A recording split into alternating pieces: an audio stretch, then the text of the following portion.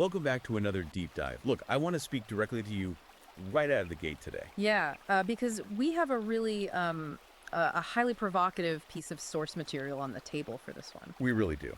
It, But before we get into the weeds here, just do us a quick favor. Please take a second to like and subscribe to this deep dive wherever you're listening. it really helps us keep bringing you these massive, unapologetic explorations of culture and ideas. Exactly. So today we are exploring a newly released ebook by Conrad Riker. And, the title alone basically tells you exactly what kind of ride we're in for. It's a mouthful, but it sets the stage perfectly. It's called Psychobabble. Iatrogenic talk therapy spreading weakness, trauma-learned helplessness, emotional basket cases. Quite the title. Right. And let me tell you, if you want to understand the modern cultural landscape, you are absolutely going to want to buy this book. You can check out Amazon Kindle and Google Play Books to purchase the ebook right now. Yeah, and I highly recommend you go follow the author at Conrad and Riker on Substack. For sure. So, setting the stage a bit, this text serves as a literal battering ram against a lot of modern orthodoxies. Basically, Riker is taking a sledgehammer to the foundations of how we currently handle mental health and social organization. A sledgehammer is the perfect way to describe it. So let's establish our mission for the next hour or so. We are breaking down a book that is explicitly written for a men's rights and red-pilled manosphere audience. Right, he knows his target demographic. Exactly. Riker is offering this fierce, highly systematic critique of how modern institutions, so we're talking education, corporate HR, and especially the mental health industry, have allegedly been completely captured by feminist and Marxist ideologies. And he spends a lot of time looking at the history of these institutions before they were, well, in his view, overtaken by these forces, back when they were built on merit, stoicism, and objective truth. Now, because Riker's text is so highly mobilized and explicitly targeted at that specific demographic, we need to lay down the rules of the road for you, the listener. Right. Our goal today isn't to validate his politics, nor is it to debunk or condemn them. We are not taking sides here. Exactly. We just want to put his actual arguments under the microscope so you can see the exact mechanics of this cultural critique for yourself. We're going to map out the sociology, the psychology, and the economic data he uses to build his case. Perfectly stated. We are just the guides unpacking the suitcase. And the very first thing Riker pulls out of that suitcase is a concept he calls the therapy trap. Right. His central thesis here is that modern talk therapy doesn't actually heal men. It actively dismantles them. And he leans heavily on a specific medical term to frame this whole argument, which is iatrogenesis. Yeah, so in classical medicine, iatrogenesis refers to harm that is caused by the treatment itself. Like getting sick from the hospital. Exactly. The classic example would be going into a hospital to get a routine appendectomy, and while you are recovering in the ward, you contract a severe antibiotic-resistant staph infection. The treatment environment caused a new, potentially worse disease. Right. So Riker is taking that purely physiological concept and applying it to psychology. He's arguing that modern talk therapy is psychologically iatrogenic for men. Which means the process of sitting in a room and endlessly excavating your feelings is what actually generates the mental illness. That's his claim. And he backs this up with some incredibly intense case studies. He opens with this story about a man making $250,000 a year in the tech sector. Right, so by all traditional metrics, this guy is winning. He's stable, he's married, he's employed, he owns a home. But he decides to go into therapy just to deal with some baseline stress. And 2 years later, this same man leaves his career on permanent disability for, quote, workplace trauma. Unbelievable. He's divorced, he's unemployed, and he spends his days blaming his deceased father for his inability to function. So what's fascinating here is the mechanism Riker identifies to explain that kind of catastrophic decline. He says it's rumination. Yeah, he cites a heavily discussed 2021 meta-analysis published in the Clinical Psychology Review. And according to the data Riker highlights from that study, long-term talk therapy actually increases rumination by 40% in male patients. 40%. And at the same time, it demonstrably decreases their practical problem-solving ability across the board. Wait, but isn't the entire premise of psychoanalysis to bring repressed things to the surface so you can process them? Does Riker distinguish between productive emotional processing and toxic rumination? Or does he just view all of it as a trap? He pretty much views the current therapeutic model's version of processing as an inherent trap for the male psyche. He argues that clinical rumination, which is the compulsive, repetitive focus on the symptoms and causes of your distress rather than its solutions, is fundamentally incompatible with male psychology. So from his perspective, when a therapist tells a man to dig into his childhood wounds, they aren't neutralizing the wound. No, they were picking the scab until it becomes a systemic infection. The patient pays thousands of dollars to stare at the problem, which basically paralyzes his ability to take action in the present. And that paralysis is the absolute core of the story he tells about a guy named Dan. Right, Dan, the software engineer. Yeah. So Dan goes into therapy purely because his wife told him he was being, quote, emotionally unavailable. And the timeline and billing on Dan's case are where Riker really sharpens his knife. Dan undergoes 97 sessions. 97. His insurance and out-of-pocket costs total roughly $12,000. Okay, so what is the tangible result of that 12 grand? Dan goes in for being a little quiet at home, and the therapist diagnoses him with repressed anger toward his father, unresolved abandonment issues stemming from a childhood dog that died. That childhood dog. Yeah, and tells him he is perpetuating patriarchal emotional suppression. It's wild. Riker points out that the VA was offering a free coding boot camp that Dan actually wanted to take to pivot his career and solve his workplace stress. A practical solution. Exactly. But the therapist framed taking the boot camp as avoidance behavior. Because he was trying to do instead of feel. Right. So Dan didn't take the boot camp. He just kept digging into his past. Eventually, he quit his job, his wife left him anyway, and he ended up applying for Social Security disability based on a diagnosis of chronic emotional fatigue. And Riker uses this to illustrate his analogy of the engine and the diary, right? Yeah, it's a great analogy. He says the traditional male operating system is a high-performance engine built for problem solving. Modern therapy takes that engine out of the car and replaces it with a diary. It doesn't teach men to lead or build. It actively trains them in excuse-making and dependency. Now, I really want you, the listener, to pause and think about how society portrays strength versus vulnerability right now. Just think about the media you consume.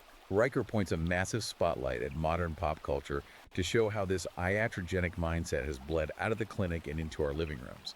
He brings up hit shows like This Is Us or Ted Lasso.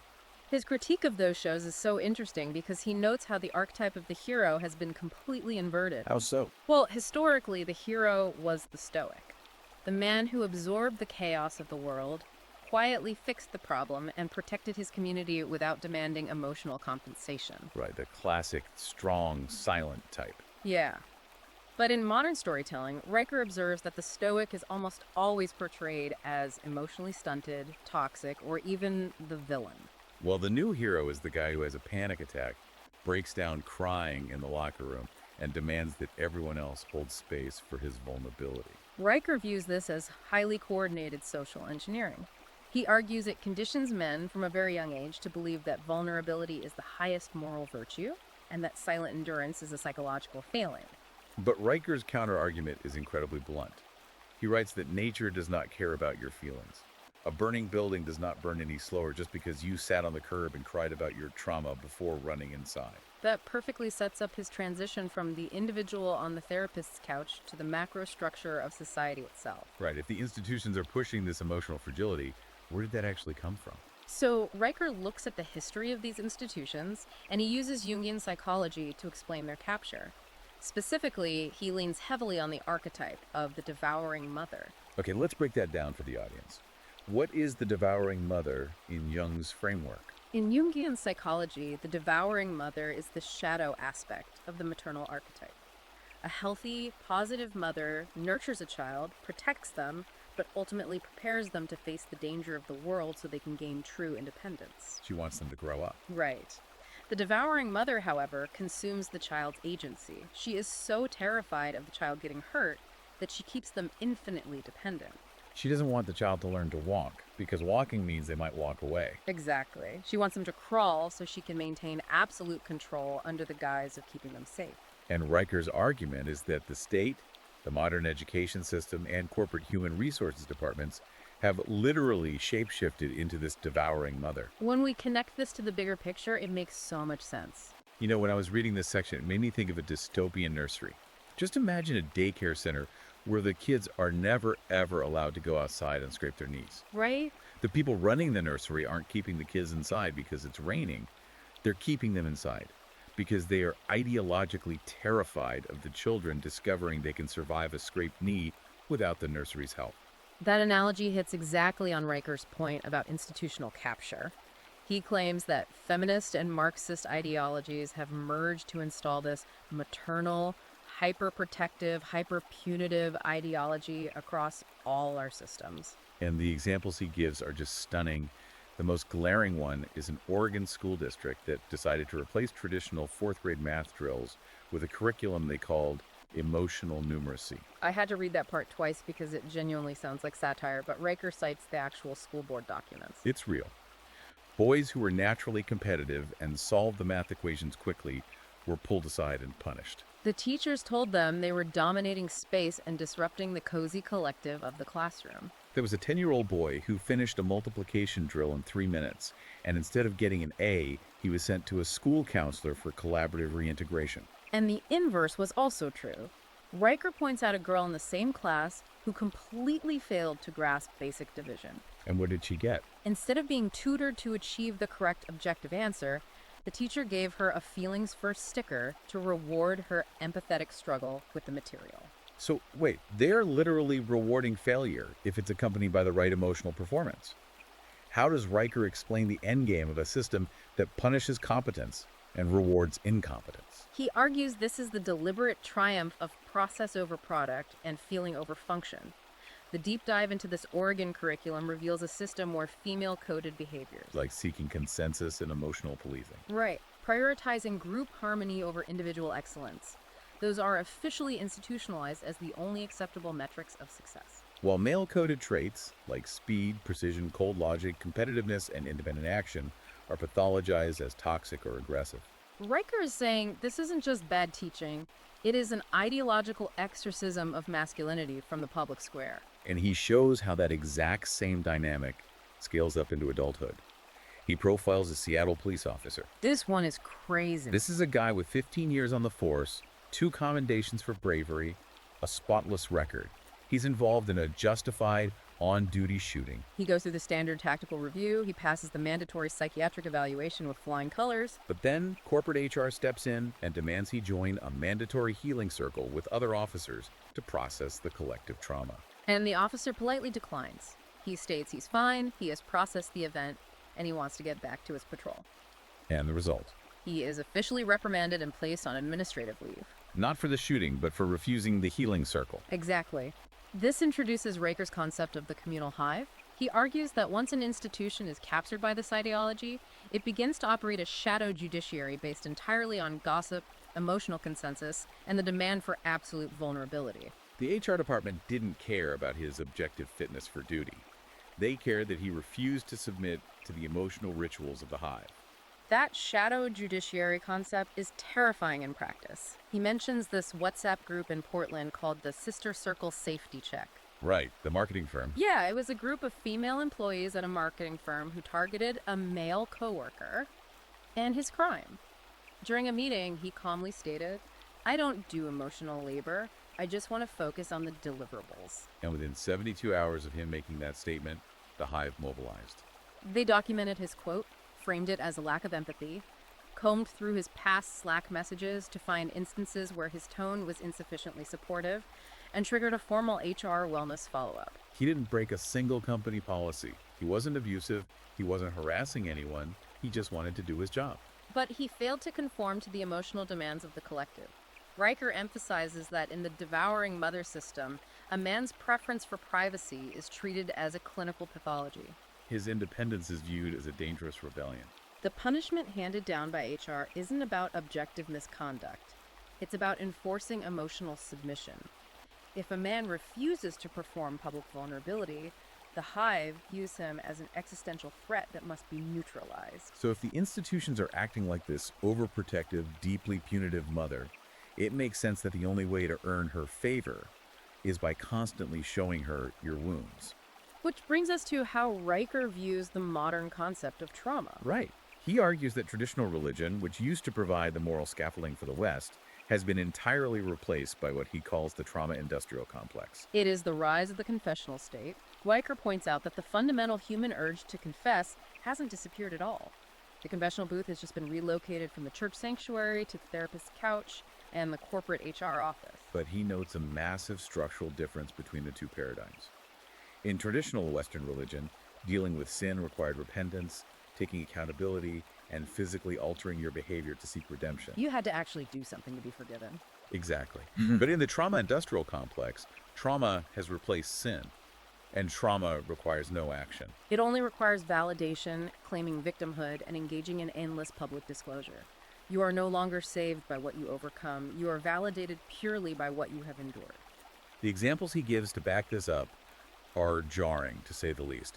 There's this one case study about a Korean-American man living in Austin, Texas. Yeah, his family immigrated to America in 1984. They ran a dry cleaner. They worked incredibly hard, achieved the American dream. And the son goes to a therapist just to manage some heavy work stress at his tech job.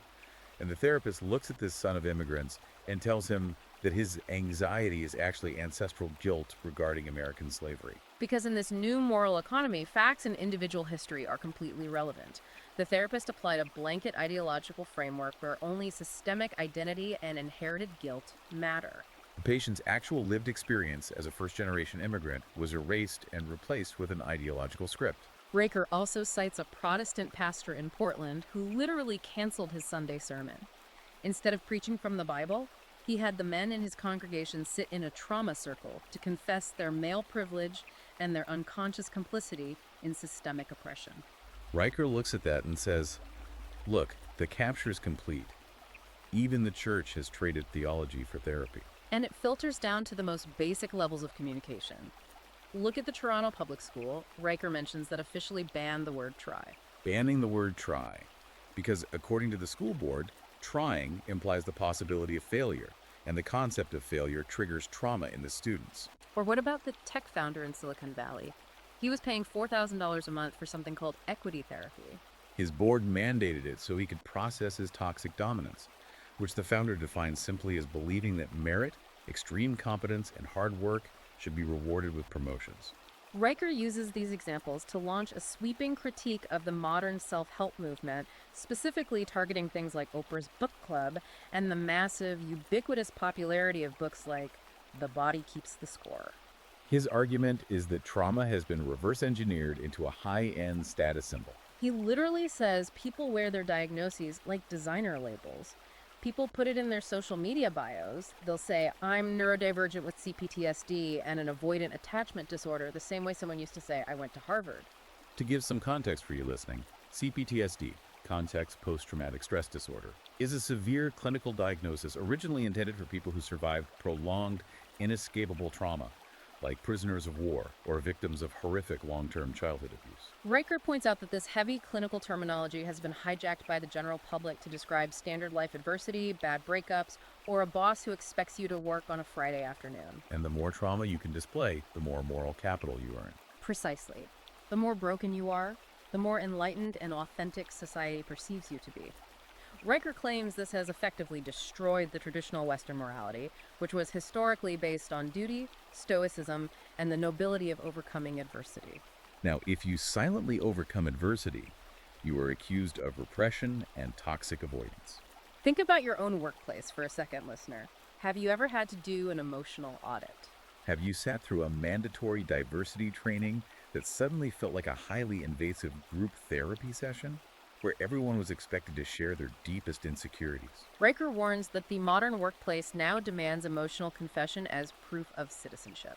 If you just want to keep your head down, do your job, and keep your personal life private, you are officially labeled emotionally unsafe by the Hive. Here's where it gets really interesting. How does a society actually enforce a shift this massive? Riker argues it's not just about changing the rules in the HR handbook, it's about fundamentally changing the language itself. This is where he introduces the concept of the linguistic hijack. Right. Riker claims there's a grammar of ideological possession. What does that actually look like in practice? How do you hijack a language? He points directly to the classical trivium. For centuries, the trivium was the absolute foundation of classical Western education. It consisted of grammar, rhetoric, and logic. Logic taught you how to identify truth and think critically. Grammar taught you how to structure those thoughts coherently. and rhetoric taught you how to persuade others. Riker argues that this architectural foundation of rational thought has been intentionally dismantled and replaced by what he calls therapy speak. And the centerpiece of therapy speak, according to Riker, is the mandatory use of the passive voice. This part blew my mind because it is so subtle, but once he points it out, you see it everywhere. He notes how people no longer say, I got angry and I punched a wall. They say, I was triggered. The linguistic shift there is profound. I punched a wall contains a subject, an action, and accountability. I was triggered removes the agent entirely. Riker argues that the passive voice is the official grammar of victimhood. By saying I was triggered, a man linguistically strips himself of agency. He is no longer an active participant in his own life, capable of regulating his own behavior. He is framing himself as a helpless puppet of external trauma. It is quite literally grammatical disarmament. He maps out this entire glossary that he calls the feminine semantic field. It's words we hear everywhere in corporate culture and media now. Safe, validate, holding space, my truth, the journey. And Riker claims these words aren't about compassion. They are weaponized to enforce ideological conformity. Redefining words allows you to control the parameters of acceptable thought. Look at how the word safe has morphed. Historically, safe meant you were free from physical harm. Right. In the feminine semantic field, safe means you are free from encountering disagreement. To validate someone used to mean acknowledging their feelings while maintaining objective truth. Now, validate means you must universally agree with their subjective reality, or you are committing an act of violence. He introduces this terrifying concept he calls worm-tonguing. He names it after Grima Wormtongue, the manipulative counselor from the Lord of the Rings who poisons the king's mind with whispers of false concern. Riker says therapists and HR reps use worm-tonguing to extract emotional confessions from men through weaponized guilt. The example he provides is chilling. He details the case of a father who works 60-hour weeks in logistics. This man is grinding to provide for his kids, pay for their private school tuition, and save for his family's retirement. He is fulfilling the classical male role of the provider. He goes to couples counseling, and the therapist worm-tongues him. The therapist says, have you considered that working 60 hours a week isn't actually love? Have you considered that your obsession with financial security is a trauma response that is actively harming your family's emotional ecosystem? It takes his sense of duty, his absolute sacrifice for his family, and reframes it as a toxic pathology. He's paying a professional to tell his wife that his hard work is actually a form of abuse. Riker asserts that this is deliberate cognitive capture. If you redefine the vocabulary of masculinity, you trap men in a psychological cage. If a man's natural assertiveness is universally labeled toxic, if his desire to provide is labeled a trauma response, and if his decision to remain silent is labeled literal violence, he is paralyzed. He has no language left to defend his own nature. He is forced to adopt the language of his captors just to survive in society. Now we are entering what is undoubtedly the most controversial, highly polarizing section of the book. Listener, remember the impartial, analytical stance we established at the beginning. Riker pivots from psychology and linguistics to hard biology and economics. He calls this the hormonal hijack and the dependency economy. He is applying biological determinism to massive political and social movements. Yes, Riker brings in endocrinology to explain political shifts. He cites a highly controversial 2022 study from the University of Oxford. The researchers in this study claim that women's political opinions can shift by up to 37% across their menstrual cycle. According to the specific data Riker pulls from that study, during the high estrogen phase of the cycle, support for progressive, collectivist, and welfare state policies peaks dramatically. Riker takes that 37% stat and uses it to make a massive, sweeping claim about the nature of modern activism.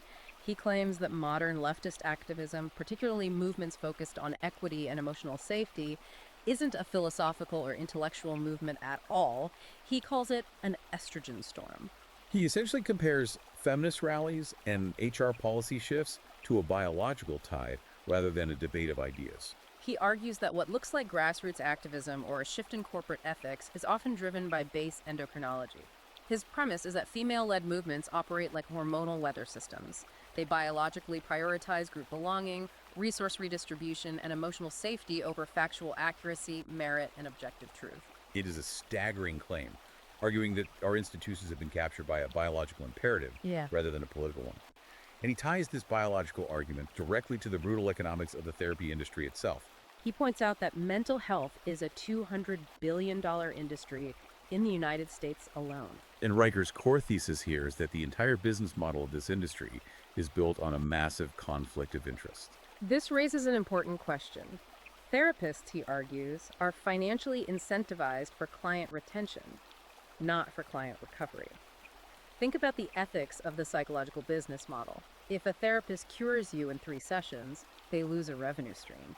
Riker argues that true transformation, getting a man to fix his life, build discipline, and move on, is not a billable long-term strategy. But stagnation. Stagnation is infinitely billable. He illustrates this with the story of a 38-year-old software engineer. This guy has been in weekly therapy for 5 straight years for chronic anxiety. And it's crucial to note how Riker frames this patient. He isn't suffering from severe schizophrenia. He isn't actively suicidal. He's just a generally quiet, hardworking guy who occasionally feels overwhelmed by modern life. Yet he has been convinced he needs a professional to monitor his mind every Tuesday at 4 p.m. for half a decade. Right. And then Riker contrasts this guy's situation with a therapist he specifically names in the book, Dr. Leila Montgomery. Riker found her profile on LinkedIn, where she was actively boasting to her peers about her incredibly high client retention rate, bragging that she has kept some clients on a roster for over a decade. Riker looks at that and says, that is not healing. That is emotional tendency. You are literally renting your personal growth month after month, year after year, to a landlord who has zero financial incentive to ever let you own your own mind. He calls it the dependency economy. The central mechanism of this economy is the aggressive medicalization of normal human discomfort. Sadness is reclassified as clinical depression. Shyness is reclassified as social anxiety disorder.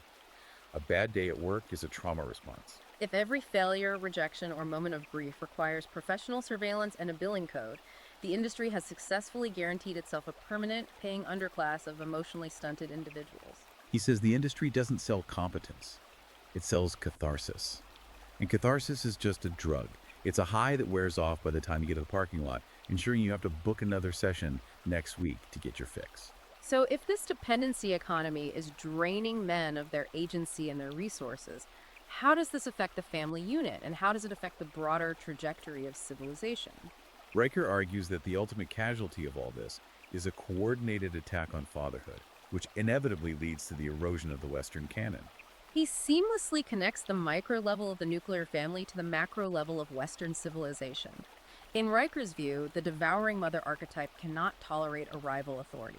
Therefore, the maternal therapeutic state is actively working to erase paternal authority in the home and simultaneously erase male history in the broader culture. The statistics he pulls regarding fatherhood in the family court system are rough. He cites a 2023 Journal of Child Psychology statistic claiming that 78% of child therapists will automatically side with the mother's narrative in custody disputes. And he emphasizes that this statistic holds true even when objective documented evidence proves the mother's account to be highly exaggerated or entirely false. Riker sees this as undeniable proof of ideological programming within the psychological profession, not objective clinical judgment. The default setting is mother is victim, father is oppressor. He gives this infuriating example of a father who ended up in family court. This dad had a basic rule in his house. His daughter had to finish her math homework before she was allowed to have screen time on her iPad. That's just standard parenting. But the court-appointed therapist diagnosed the father with authoritarian parenting syndrome, which Riker points out is a completely made-up, non-clinical term.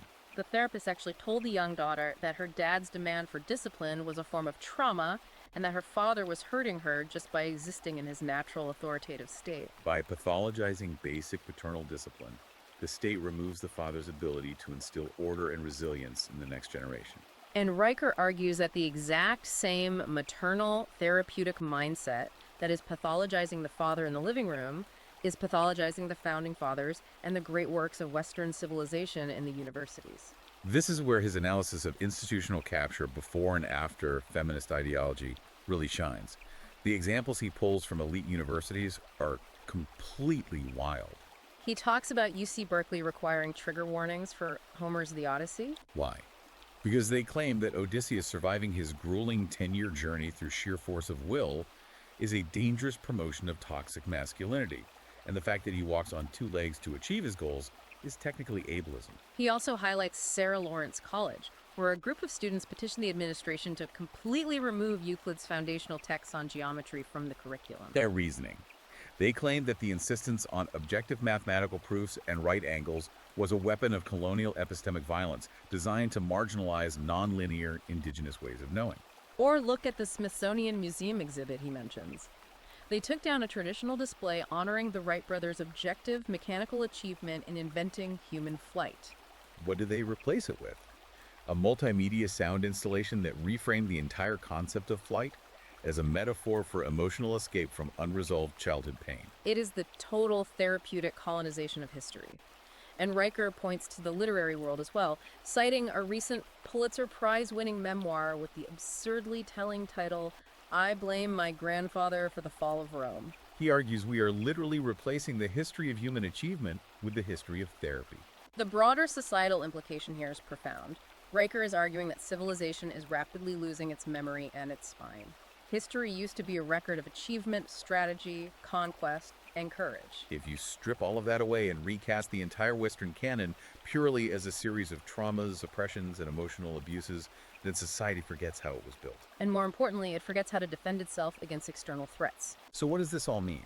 After this massive, sweeping deconstruction of everything from kindergarten math to the family courts to the Oxford biology labs, what is Riker's antidote? How do men actually escape the therapy trap and survive the devouring mother?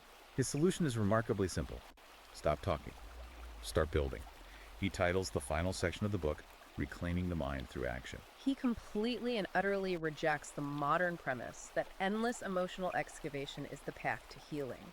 Instead, he advocates for a return to tangible physical competence.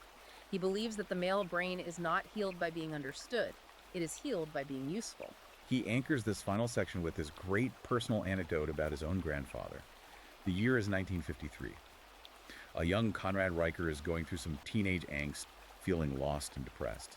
He goes to his grandfather's farm. Now, his grandfather doesn't sit him down, hand him a cup of tea, and ask him to validate his feelings. Instead, his grandfather hands him a heavy steel torque wrench, points to a completely broken down 1951 John Deere 4020 tractor in the barn, and says, "We're going to rebuild the transmission." They spend 6 months in silence, covered in grease, busting their knuckles, fixing this massive piece of machinery. And at the end of it, when the engine finally turns over, his grandfather looks at him and delivers the core philosophy of the book. If your mind's broken, fix something real. I love that. If your mind's broken, fix something real. It grounds everything back in the physical world. Riker uses this to illustrate that male psychology thrives on objective problem solving. When you're fixing a tractor engine, the engine doesn't care about your trauma. It either starts or it doesn't. There is no subjective truth in mechanics. To prove this works at the highest levels, he brings up the military. He mentions a young Navy SEAL candidate who was struggling during BUDS, basic underwater demolition SEAL training, which is notoriously the most grueling military selection process in the world. Right, the candidate was actually flagged by a Nazi psychologist for emotional suppression because he wouldn't talk about his feelings regarding the physical torture of the training. The candidate realized that therapy was making him soft, making him focus on his pain rather than his objective. So he quit the therapy sessions. He leaned into the stoicism, he finished BUDS, earned his trident, and now he is an instructor who teaches young men how to field strip an M4 rifle blindfolded while underwater. The quote Riker pulls from that instructor is incredible. "We don't fix men here, we forge them." That completely encapsulates the red pill, action-oriented mindset. And it's not just for elite operators. Riker talks about a group of average guys in Ohio who organized a 30-day stoic challenge. The rules were brutally simple. No complaining, absolutely no therapy talk, no passive voice, only action. Over those 30 days, these men channeled all their anxiety into the physical world. They fixed broken fences on their properties, they lifted heavy weights, they read the meditations of the Roman emperor and Stoic philosopher Marcus Aurelius. And the measurable result? Their depression lifted, their marriages improved. They actually fixed their lives because they stopped using the language of trauma as an excuse for inaction. Riker backs up all these anecdotes with hard data. He points to a massive Harvard sociological study finding that men who work in manual trades, like underwater welding, rough carpentry, electrical line work, report a 52% higher baseline life satisfaction than men who work in talk-based, white-collar healing professions. That data point perfectly synthesizes Riker's ultimate conclusion. Competence is the cure for catharsis. He argues the biology proves it. Doing physical, challenging, objective work actually lowers cortisol, the stress hormone, and raises testosterone. He is urgently calling on men to absolutely reject the therapy trap. He wants them to reclaim their minds by getting off the couch and getting back into the garage, onto the job site, or out into the woods. His fundamental message is that rumination displaces action. Men don't need to be coddled by the devouring mother, and they don't need their inherited guilt validated by a $200 an hour therapist. They need a mission, they need heavy responsibility, and they need the unregulated opportunity to master their physical environment. It is a radical rejection of the modern therapeutic consensus. It is a heavy, unapologetic, deeply controversial book. And as we wrap up, it leaves us with a final, highly provocative thought to mull over. It really challenges the absolute foundation of how we define a healthy, functioning, and survivable society. Listener, if Riker is right, if our modern society has truly been captured, and we now categorize emotional expression and vulnerability as the only valid forms of truth, what happens to the silent, invisible infrastructure of the physical world? Are we sacrificing the very people who keep the power grids humming, the suspension bridges standing, and the water running simply because their language is action rather than words? What happens when the men who build the world decide to stop building because the world told them their competence was toxic? It's definitely something to think about. I want to sincerely thank you, the listener, the third person in the room with us today, for going on this intense, highly detailed intellectual journey into such a polarizing text. We appreciate your open mind as we applied this analytical microscope to the source material. It has been a profound exploration of a very specific, very mobilized cultural critique. It really has been a ride. Before you go, please remember to like and subscribe to the deep dive so you never miss an exploration like this one. And as a final reminder, the explosive book we discussed today is Psychobabble, iatrogenic talk therapy, spreading weakness, trauma, learned hopelessness, emotional basket cases. If you want to understand the architecture of this cultural schism for yourself, you should absolutely check out Amazon Kindle and Google Play Books right now to buy the ebook. And do not forget to follow the author at Conrad and Riker on Substack to keep up with his work. Until next time, keep diving deep.